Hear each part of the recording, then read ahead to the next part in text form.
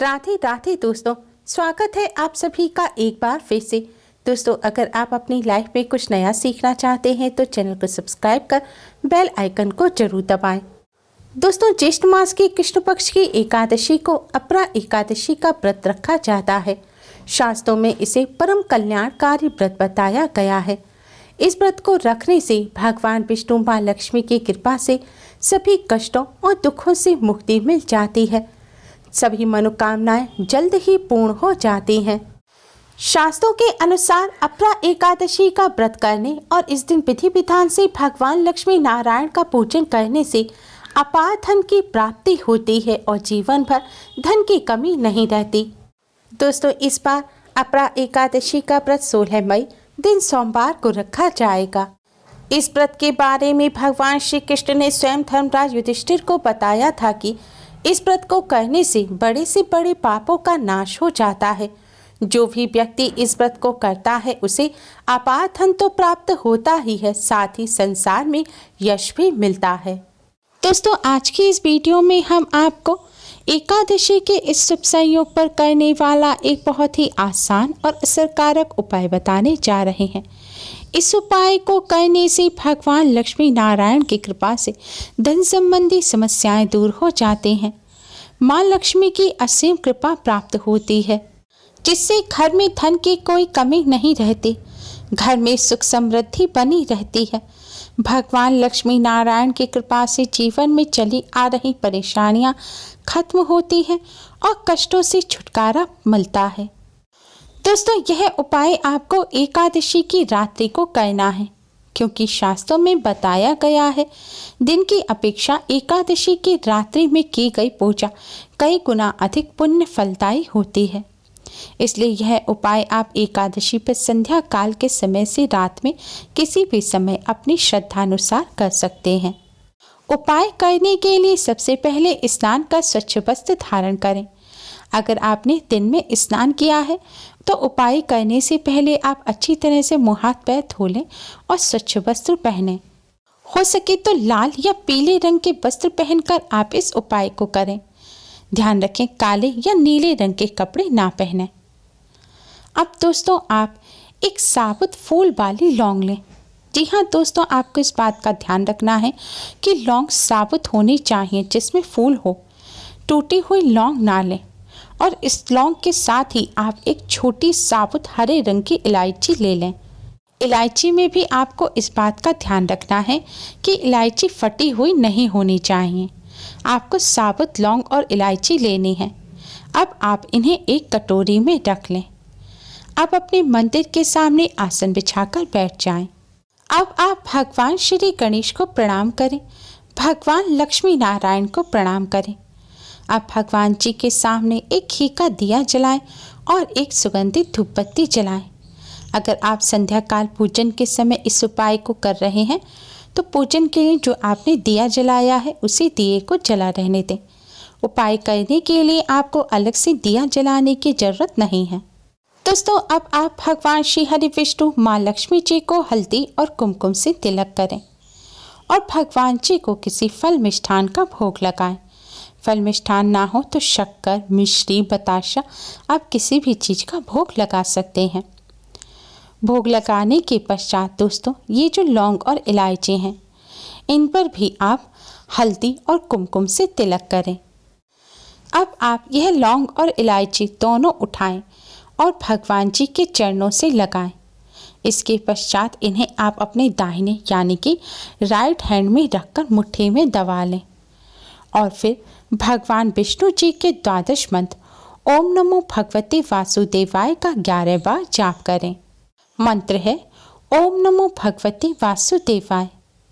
मंत्र का जाप करने के पश्चात दोस्तों, अब आप माँ लक्ष्मी के इस मंत्र का जाप करें। मंत्र है ओम महालक्ष्मी नमः। मंत्र है ओम महालक्ष्मी नमः। दोस्तों, आप चाहें तो उंगली पर गिरकर भी जाप कर सकते हैं, लेकिन अगर आपके घर कमल गट्टे की माला हो तो आप इस मंत्र का जाप कमल गट्टे की माला पर करें। ऐसा करना अति शुभ रहता है। ऐसा करने से माँ लक्ष्मी अति शीघ्र ही प्रसन्न हो जाती हैं।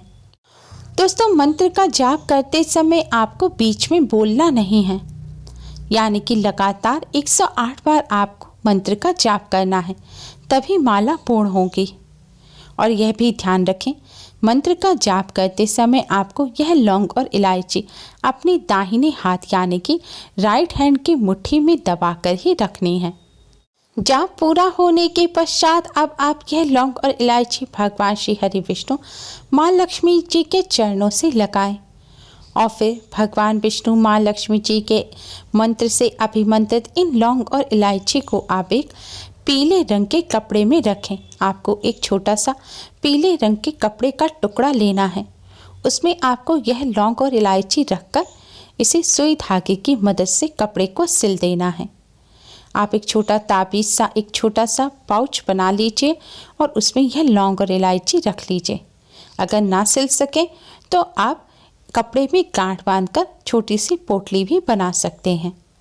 लौंग और इलायची सिलते समय भी आप पीले रंग के धागे का ही इस्तेमाल करें। दोस्तों, इस तरह भगवान विष्णु और माँ लक्ष्मी जी के मंत्र से अभिमंत्रित इस लौंग और इलायची को आप भगवान लक्ष्मी नारायण के प्रसाद स्वरूप अपने धन रखने के स्थान पर रखें। धन रखने के स्थान पर आप अपने घर में किसी बॉक्स में रुपए रखते हैं, उसमें या अपनी तिजोरी में या अपने गहनों के साथ इसे रख सकते हैं। आप चाहें तो इसे अपने वॉलेट में, अपने पर्स में भी रख सकते हैं। आपको बस इतना ध्यान रखना है कि आपका वॉलेट चमड़े का नहीं होना चाहिए। रेक्सीन आर्टिफिशियल जो लेदर होता है उसका वॉलेट है तो उसमें आप रख लीजिए, लेकिन चमड़े के पर्स में आप लौंग इलायची ना रखें। दोस्तों, लौंग और इलायची का हमारे धर्मशास्त्रों में विशेष महत्व बताया गया है। लौंग को बहुत ही पवित्र माना जाता है, साथ ही इलायची माँ लक्ष्मी और भगवान श्री गणेश को अत्यधिक प्रिय है। इस तरह लौंग और इलायची को अभिमंत्रित कर धन रखने के स्थान पर रखने से भगवान लक्ष्मी नारायण की कृपा से धन संबंधी समस्याएं जल्द ही दूर हो जाती हैं।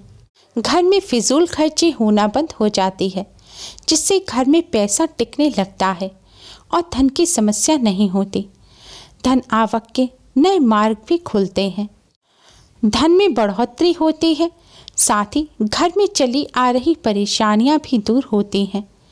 कष्टों से छुटकारा मिलता है और घर में भगवान लक्ष्मी नारायण की कृपा से सुख समृद्धि बनी रहती है।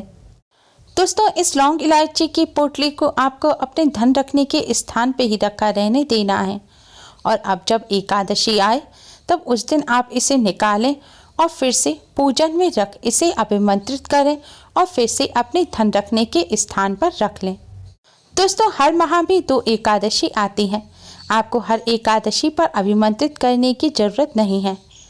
आप एक माह में किसी भी एक एकादशी पर इसे अभिमंत्रित कर सकते हैं। दोस्तों, इस उपाय को करने के साथ ही कुछ बातों का विशेष ध्यान रखें। एकादशी के दिन आपने व्रत रखा है या नहीं भी रखा, तभी आज के दिन आपको जौ और चावल का सेवन नहीं करना चाहिए। सेवन के साथ ही किसी भी रूप में जौ और चावल का इस्तेमाल भी नहीं करना चाहिए। पूजन में भी चावल का इस्तेमाल ना करें, क्योंकि आज के दिन चावल को मांसाहार की श्रेणी में रखा जाता है और चावल का इस्तेमाल करना वर्जित होता है। एकादशी के दिन भगवान विष्णु को भोग लगाते समय भोग में तुलसी का पत्ता अवश्य ही रखें, क्योंकि तुलसी के पत्ते के बिना भगवान विष्णु भोग को स्वीकार नहीं करते। लेकिन इस बात का ध्यान रखें कि एकादशी के दिन तुलसी के पत्ते नहीं तोड़ने चाहिए। तुलसी या किसी भी पेड़ पौधे के पत्ते या फूल नहीं तोड़ने चाहिए। तो आप पूजन के लिए एक दिन पहले ही तुलसी का पत्ता तोड़कर रख लें। अगर ऐसा नहीं कर पाए हैं तो अपने आप से टूटा हुआ जो तुलसी का पत्ता पड़ा हो, आप उसको भी लेकर धोकर भगवान विष्णु जी को अर्पित कर सकते हैं, या फिर पहले भोग में जो आपने भगवान विष्णु जी को पत्ता चढ़ाया हो आप उसे वापस भोग में रख सकते हैं, क्योंकि तुलसी का पत्ता कभी भी बासी नहीं माना जाता। एकादशी के दिन इन बातों का विशेष ध्यान रखें। उम्मीद है आपको हमारी ये वीडियो पसंद आई होगी। प्लीज़ लाइक करें, हमारी इस वीडियो को अपने फ्रेंड्स और रिश्तेदारों में ज़्यादा से ज़्यादा शेयर करें, जिससे वह भी इसका लाभ उठा सकें। हमारी और भी वीडियोस के लिए हमारे चैनल को सब्सक्राइब करना ना भूलें। Thanks for watching. Radhe Radhe.